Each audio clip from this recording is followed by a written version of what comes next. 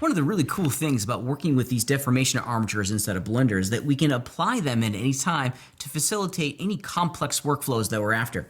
The core of all of this, what we're really building on the back end, or what we're infusing in the back end of our scene, is really nothing more than a modifier that accesses all of those bones in the vertex groups to make some magic happening.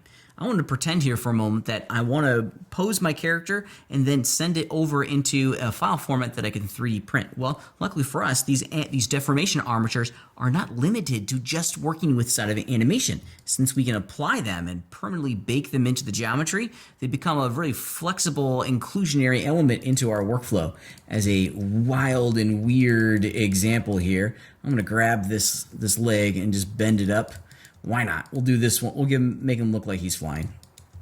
There we go. He's doing some sort of crazy dance. And we're going to pretend that this is the pose that I want to permanently bake into the sculpture itself. Since the armature is really nothing more than a modifier that sits on the geometry, check it out. I'm going to grab the geometry. If you open up your modifiers list, here's the armature right here. Here's the modifier that accesses the armature. See how it's automatically loaded in the armature? Here, let's really kind of drill this home a little bit. We'll call this bear armature. So I just customized the name of the armature object. And if we were to return to the geometry, it's pulling in that exact same information. So it really is just a modifier that connects a whole bunch of objects together automatically, which is pretty neat. If we wanted to bake the results of the modifier into the mesh, well, check it out. We just apply the modifier. Boom.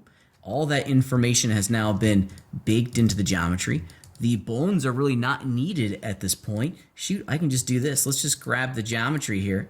Alt-P, we're going to clear the parent and keep the transformations. Now the armature is physically disconnected from the bear. And you can see that all of that deformation information was baked into the model itself. This gives us an incredibly flexible workflow that allows us to use these armatures in any number of complex outputs. I can send this over to 3D printing if I wanted to. I could continue sculpting on top of this and adding more details that are based off of the deformed underlying features. So that we just have a lot of options with these modifiers. As a little professional tip, if you're going to be applying your modifiers, this is usually a great opportunity to make a new version of your project file. That way you have one with the modifier and then one without the modifier, just in case you need to go back in and continue to deform your mesh with the skeleton. You have it inside of your media management system. But these modifiers are a flexible environment for us. They give us a lot of options inside of our 3D art pipeline.